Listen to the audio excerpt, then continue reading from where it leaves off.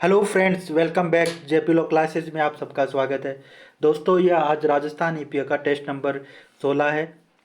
और अगर आपने 1 से लेकर 15 तक टेस्ट नहीं दिए और नहीं देखें तो आप JP law classes YouTube channel पे जाके देख सकते हैं। और इस चैनल को एक बार सब्सक्राइब कर देना और लाइक करना, बेल आइकन में क्लिक करना, जिसकी आपको नया नोटिफिकेशन अगले टेस्ट का मिल सके। ठीक है, आज का सेशन हम स्टार्ट करिए। टेस्ट नंबर 16 है और मोस्ट इम्पोर्टेंट एमसीक्यू एग्जाम में आने वाले इम्पोर्टेंट क्वेश्चन है। एक एक क्वेश्चन वो इम्पोर्टेंट है, इसको अच्छे से बताओ। और लास्ट में आपको ये भी बताना है कि आपके कितने क्वेश्चन सही हुए, और पूरी ईमानदारी के साथ आपको बताना है कमेंट बॉक्स के अंदर कितना सही हुए। ठीक है, लास्ट में बताना है टोटल क्वेश्चन में कितने सही हुए, और जो क्वेश्चन गलत होगा उसका नेगेटिव भी करना है। वन उसका 1/3 नेगेटिव मार्किंग भी है इसके अंदर, राजस्थान ईपीओ के अंदर। वो तो आप अपने हिसाब से लास्ट में जो टोटल नंबर आप कमेंट बॉक्स में बता देना कि भाई इतने सही हुए। ठीक है, आज का सेशन स्टार्ट करते हैं। आज का पहला क्वेश्चन है, in criminal proceeding charge is frame by under the criminal procedure code 1973। एक आपराधिक कार्यवाही में आरोप विरचित किया जाता है। ऑप्शन नंबर 1 एग्जीक्यूटिव मजिस्ट्रेट, कार्यपालिक मजिस्ट्रेट द्वारा, या ऑप्शन नंबर 2 द पुलिस द्वारा, ऑप्शन नंबर 3 द कोर्ट न्यायालय द्वारा, ऑप्शन नंबर 3 कंप्लेनेंट परिवादी द्वारा। किसके द्वारा चार्ज फ्रेम किया जाता है वो बताना है आपको।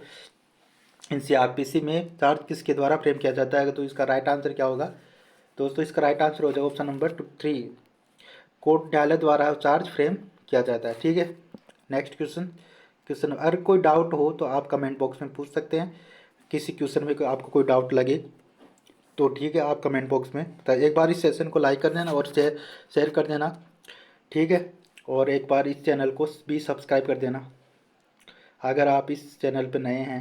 आज का सेकेंड क्वेश्चन है, question number second, Which one of the following section of CRPC 1973 prohibits the male police officer from touching the person of woman while making her arrest? दंड प्रक्रिया संहिता 1973 में 3 की निम्न में से कौन सी धारा किसी पुरुष पुलिस अधिकारी को महिला की गिरफ्तारी के समय उसके शरीर को छूने से प्रतिबंधित करती है? किस सेक्शन की धारा में ये बताया गया है वो बताना है, कौन सा सेक्शन है। प्रोविजो ऑफ सेक्शन 46 क्लोज 1 ए, धारा 46 क्लोज 1 परंतुक, या प्रोविजो सेक्शन 42 क्लोज 2 से धारा 42 क्लोज 2 परंतुक, proviso section 41 clause C clause 1, धारा 41 41 क्लोज 1 परंतुक नन ऑफ द अबव, उपरोक्त में से कोई नहीं, इनमें से कोई नहीं। वो बताना है कि कौन सी धारा में पुरुष पुलिस अधिकारी को महिला की गिरफ्तारी के समय उसके शरीर को छूने से प्रतिबंधित करती है, वो बताना है किस सेक्शन के अंदर ये दे रखा है सीआरपीसी के अंदर। prohibits the male police officer from touching the persons of woman while making her arrest। ठीक है, तो इसका राइट ऑप्शन कौन सा होगा वो आपको कमेंट बॉक्स में बताना है। तो गाइस, इसका राइट आंसर हो जाएगा ऑप्शन नंबर 1 इज करेक्ट हो जाएगा। प्रोविजन ऑफ सेक्शन 46 क्लोज 1 में दे रखा है, धारा 46 क्लोज 1 परंतुक में ये दे रखा है। ठीक है, question number third important question है, इलस्ट्रेशन काफ़ी बार एग्जाम में आ चुका है ये। A introduce water into an ice house belonging wrongful loss to Jade and thus causing the ice to melt, intending A has committed। ए ने कौन सा अपराध कारित किया है?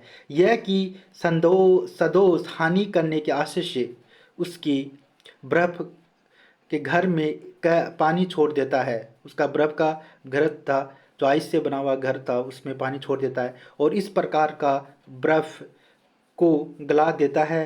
कहने कौन सा अपराध कारित किया है वो आपको बताना है। क्या कहने क्रिमिनल ब्रीच ऑफ ट्रस्ट किया है, या मिसचीफ किया है, या एक्सटोर्शन, या नो ऑफेंस, कोई अपराध नहीं किया। कौन सा अपराध किया है वो आपको बताना है। ए ने कौन सा ऑफेंस किया है?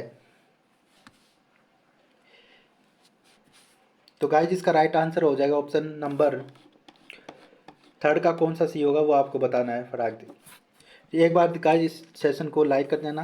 तो गाइज इसका राइट आंसर होगा दोस्तों मिससीप करता है, वो क्या करता है, मिससीप, मिससीप आएगा, ऑप्शन नंबर 2 इज करेक्ट हो जाएगा। ठीक है, next question, question number 4। A trial for the murder of B. The fact that A had murdered C, that B had tried to extort money from A by threatening to make his knowledge public are relevant under ख की हत्या के लिए क का विचारण किया जाता है। ये तथ्य कि क ने ग की हत्या की है कि ख जानता है कि क ने ग की हत्या की है और ख ने अपनी इस जानकारी को लोकविदित करने की धमकी देकर क से धन दापित करने का प्रयत्न किया था, सुसंगत है। ये किस सेक्शन के अंदर सुसंगत होगा इंडियन एविडेंस एक्ट में, वो बताना है। इलस्ट्रेशन है, किस सेक्शन के तहत ये रिलेवेंट होगा वो बताना है, कौन से सेक्शन में ये इलस्ट्रेशन दे रखा है। ठीक है, तो गाइस इसका राइट आंसर क्या होगा वो आपको कमेंट बॉक्स में बताना है। तो क्वेश्चन नंबर 4 का राइट आंसर होगा ऑप्शन नंबर 3 करेक्ट हो जाएगा, इस सेक्शन 8 के अंदर दे रखा है इलस्ट्रेशन। ठीक है, next question, question number 5। Question number 5, under which section of the Probation Offender Act 1958 the protection officer has been defined। Protection officer probation PO act में कहाँ डिफाइन किया गया है वो बताना है, कौन सी धारा में डिफाइन किया गया है। अपराधी परीक्षा अधिनियम 1958 के तहत अंतर्गत परीक्षा अधिकारी को कौन सी धारा में परिभाषित किया गया है वो बताना है। तो इसका सेक्शन 2B या सेक्शन 2C या सेक्शन 2D या नन ऑफ दीज किस में डिफाइन कर रखा है वो बताए। अपराधी परीक्षा अधिकारी को किस सेक्शन में किस धारा में परिभाषित किया रखा है वो बताना आपको। तो गाइस इसका राइट आंसर हो ऑप्शन नंबर 1 इज करेक्ट हो जाएगा, सेक्शन 2B में डिफाइन कर रखा है। ठीक है, धारा 2 ख में। Next question, question number 6। Under protection of children from sexual offence act 2012 the word the child means person below the age of. यौन अपराधों से बच्चों का संरक्षण अधिनियम 2012 के तहत बाल शब्द का अर्थ क्या है। निम्नलिखित वर्ष में से कम आयु का व्यक्ति है। ये राजस्थान एपीओ 2015 में आया हुआ क्वेश्चन है। तो क्या option number 1 14 years, option number 2 16 years, option number 3 18 years, option number 4 21 years. 14 साल, 16 साल, 18 साल, 21 साल। कि चाइल्ड का मतलब क्या है, वो बिलो द एज ऑफ कितनी साल का होगा वो बताना है। तो गाइज इसका राइट आंसर क्या है, 6 का सही आंसर बताना आपको। इसका राइट आंसर क्या होगा, ऑप्शन नंबर 3 करेक्ट हो जाएगा, 18 ईयर्स। ठीक है, नेक्स्ट क्वेश्चन नंबर 7 हिंदी का है, आपको बताना है इसका विलोम। स्थावर का विलोम शब्द क्या है, स्थावर का विलोम शब्द क्या है, सचल, चंचल या चेतन, जंगम। स्थावर का विलोम शब्द क्या है वो बताना है। तो स्थावर का विलोम शब्द हो जाएगा जंगम हो जाएगा, स्थावर का जंगम। ठीक है, स्थावर का क्या हो जाएगा, जंगम हो जाएगा। नेक्स्ट, स्थावर का जंगम। Next question, question number 8। सही वर्तनी वाला शब्द बताना है। प्रतिवादी या प्रतिवादी, प्रतिवादी, ऑप्शन नंबर 4 कौन सा सी होगा, सही वर्तनी वाला शब्द बताना है, इनमें से कौन सा सी होगा। तो गाइज इसका राइट आंसर क्या होगा वो बताना है। इसका राइट आंसर हो जाए कौन सा वर्तनी शब्द कौन सा सी होगा, शुद्ध शब्द होगा, ऑप्शन नंबर 1 इज करेक्ट हो जाएगा। प्रतिवादी, दी में बड़ी की मात्रा आएगी और ती में छोटी की मात्रा आएगी। ठीक है, ये करेक्ट हो जाएगा, ऑप्शन नंबर 1 इज करेक्ट हो जाएगा। Next question number 9, important question. जो सब कुछ जानता हो उसको क्या कहेंगे, एक शब्द में बताना है। अज्ञ कहेंगे या सर्वज्ञ कहेंगे या विशेषज्ञ या कर्तज्ञ, क्या कहेंगे। जो सब कुछ जानता हो उसको क्या कहेंगे वो बताना है। वाक्यांश के लिए एक शब्द क्या सही होगा इसका। तो गाइज 9 का क्या होगा, जो सब कुछ जानता हो वाक्यांश के लिए एक शब्द। अज्ञ, सर्वज्ञ, विशेषज्ञ, कर्तज्ञ। तो गाइस इसका right answer option number second is correct है, सर्वज्ञ। जो सब कुछ जानता हो उसको क्या कहेंगे? सर्वज्ञ कहेंगे। क्या कहेंगे? सर्वज्ञ। इंपॉर्टेंट है। ठीक है, आप बताओ इसका 10 का बताए। उपसर्ग बताना है। अभियान शब्द में कौन सा उपसर्ग है वो बताना है। ऑप्शन नंबर 1 अभी, अम, आ। कौन सा ऑप्शन सही होगा, करेक्ट होगा? अभियान में कौन सा उपसर्ग है वो बताना है। तो गाइस इसका आंसर हो जाएगा ऑप्शन नंबर 1 इज करेक्ट हो जाएगा। अभियान में अभी उपसर्ग है। कौन सा है? अभी। अभी उपसर्ग होगा। ठीक है। Next question, question number 11। One word substitution बताना है आपको। इसका क्या होगा? मैंने इसका हिंदी में ट्रांसलेशन भी दे रखा है आपको, अगर समझ में आ जाएगा आराम से। A shopkeeper who sell fresh and green vegetable. One word substitution क्या होगा? क्या कहेंगे उसको? एक shopkeeper who sell fresh and green vegetable, एक दुकानदार जो ताजी और हरी सब्जी बेचता है, उसको क्या कहेंगे? शॉपकीपर, या ग्रीन ग्रोसर, या वेंडोर, या बुच्चर। जो कसाई खाना होता है ना, बुच्चर, कसाई, वेंडोर यानी जो विक्रेता, ग्रीन ग्रोसर, और शॉपकीपर यानी दुकानदार। तो गाइस इसका राइट आंसर कौन सा होगा? ऑप्शन नंबर बताना आपके 11 का क्या सही होगा।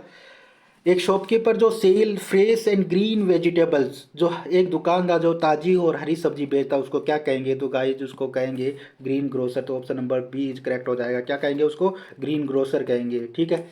तो एक बार इस सेशन को लाइक कर देना आपको अगर ये सेशन पसंद आए, और एक बार अगर आप इस चैनल पर नए हैं तो इस चैनल को एक बार सब्सक्राइब कर लेना और लाइक करना, बेल आइकन में क्लिक करना, जिससे आपको नए नोटिफिकेशन मिल सके। तो इसका पीडीएफ आपको जेपी लो क्लासेस के टेलीग्राम चैनल पर मिलेगा। और एक बार इस यूट्यूब चैनल को सब्सक्राइब जरूर कर लेना और इस सेशन को लाइक कर देना फटाफट। ठीक है, एक बार लाइक कर दो सबके सब। ग्रीन, इसको एक shopkeeper who sell the fresh green vegetable को क्या कहेंगे? ग्रीन ग्रोसर कहेंगे। और क्वेश्चन नंबर आज का 12, इसका बताना है आपको। प्रीपोजिशन बतानी है, इंपॉर्टेंट है। The train was passing days eternal. Train was passing days eternal, क्या इसका क्या होगा? कौन सा ऑप्शन सही होगा? फोर, थ्रू, या फ्रॉम, अबाउट। कौन सा ऑप्शन सही होगा? तो गाइस इसका राइट आंसर हो जाएगा option number second is correct. The train was passing days through, through the tunnel. ठीक है। तो इसका राइट आंसर सेकंड हो जाएगा correct. Next question, question number, ये आपको बताना है। डायरेक्ट का इनडायरेक्ट बनाना है आपको। डायरेक्ट इनडायरेक्ट से रिलेटेड है। तो इसका राइट आंसर क्या होगा बता। He said it has been raining since a last night. He said, कौन सा सी होगा ऑप्शन वो बताना है। ठीक है।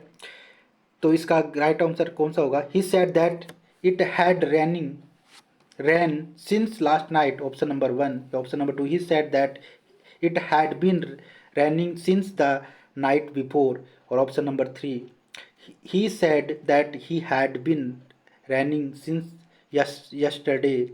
और option number 4, he said that it running since last night। कौन सा ऑप्शन सही होगा करेक्ट बताना आपको। ठीक है। तो गाइज इसका क्या हो जाएगा? ऑप्शन नंबर सेकंड करेक्ट हो जाएगा। ही सेड का ही सेड आ जाएगा, दैट आ जाएगा, और इट हैज़ या बीन दे रखा तो इट हैड, ये किस में चेंज होएगा? इसमें पास्ट में चेंज होगा। It had been running since the night, last night को ये नाइट बिफोर। तो option number second is correct हो जाएगा। ठीक है। Option number second is correct हो जाएगा। सेकंड करेक्ट हो जाएगा। सेकंड ऑप्शन करेक्ट हो जाएगा। ठीक है। क्वेश्चन नंबर 14, आज का लास्ट क्वेश्चन है। ये प्रीपोजिशन रिलेटेड है। यहाँ पे आपको एक्टिव में बदलना है। पैसिव दे रखा है, एक्टिव में बदलना है। The most of earth surface is covered by the water. तो इसका कौन सा ऑप्शन सही होगा वो आपको बताना है। 4 में से कौन सा सही है वो बताना है। Water is covering most earth of the surface, the water has been covering the most earth of surface. तो ये यहाँ पे प्रजेंट कंटिन्यूस टेंस दे रखा है, इज दे रखा है। तो ये किस में चेंज होगा? ये एक्टिव बनाना है इसका। ये पैसिव वॉइस दे रखा है, बाय आ गया, पैसिव वॉइस बना हुआ है, तो आपको एक्टिव में बदलना है। तो गाइस इसका राइट आंसर हो गया ऑप्शन नंबर 3 करेक्ट हो जाएगा कि वाटर आ जाएगा। वाटर, कवर यानी वर्ब की फर्स्ट फॉर्म, कवर यानी प्रेजेंट सिंपल टेंस में इसको बनाना है। Cover the most of the earth surface. ठीक है। तो ये इसका अब एक पैसिव वॉइस बनाएंगे तो the most of the earth आ जाएगा। सरफेस इज आ जाएगा, यानी कि प्रेजेंट सिंपल टेंस को प्रेजेंट कंटिन्यूस में ये हेल्पिंग वर्ब इज आ जाएगा। कवर्ड वर्ब की थर्ड फॉर्म, यानी पैसिव वॉइस में वर्ब की थर्ड फॉर्म लगती है हमेशा, बाय द वाटर आ जाएगा। ठीक है, तो ऑप्शन नंबर थर्ड इसका करेक्ट हो जाएगा, राइट आंसर हो जाएगा ऑप्शन नंबर थर्ड। ठीक है, एक बार इस सेशन को लाइक कर देना सबके सब। ठीक है, इंपॉर्टेंट क्वेश्चन थे सारे, आज का लास्ट क्वेश्चन था। ये हमारा टेलीग्राम चैनल है जेपी लॉ क्लासेज का, इसको ज्वाइन कर लेना, इसका पीडीएफ आपको यहीं मिलेगा। और इस यहाँ पे क्विज भी कराई जा रही है, हिंदी और इंग्लिश और लॉ की, लॉ से रिलेटेड जो भी क्विज कराई जाएगी, इसको एक बार ज्वाइन कर लेना सबके सब जेपी लॉ क्लासेज की, यहाँ पे इसकी पीडीएफ मिलेगी। ठीक है, thank you for watching this video, do subscribe my channel. इस चैनल को एक बार सब्सक्राइब कर देना, अब अगर आप इस चैनल पे नए हैं तो इस चैनल को सब्सक्राइब और एक बार लाइक कर देना इस सेशन को। ठीक है, और कमेंट बॉक्स में बताना कि आपका कितनी सही हुई। ठीक है, thank you for watching the.